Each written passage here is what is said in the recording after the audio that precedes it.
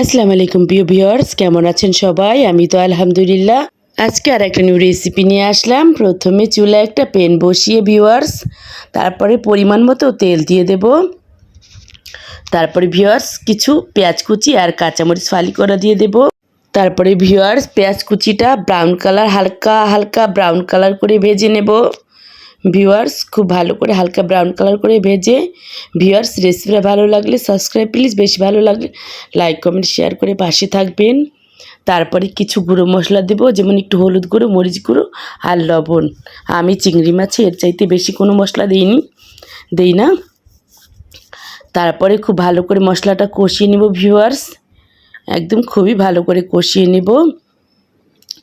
তারপরে একটু পানি দিয়ে আবার খুব ভালো করে কষিয়ে নেব ভিউয়ার্স আমার শরীরটা তেমন একটা ভালো না, কিছুদিন হয়েছে, তাই ভিডিও দিতে পারি না নিয়মিত।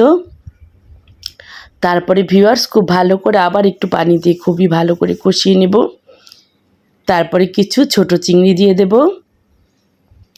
এটা ছোট চিংড়ি ভুনা, এটা খুবই একটা সুস্বাদু রেসিপি, অনেক মজাদার একটা রেসিপি।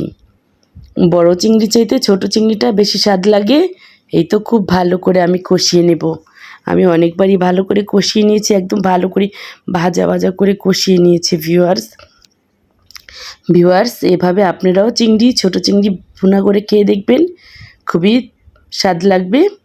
তারপরে এই তো খুব ভালো করে কষানোর পরে ভিউয়ার্স আমি হালকা একটু পানি দিয়ে দেব।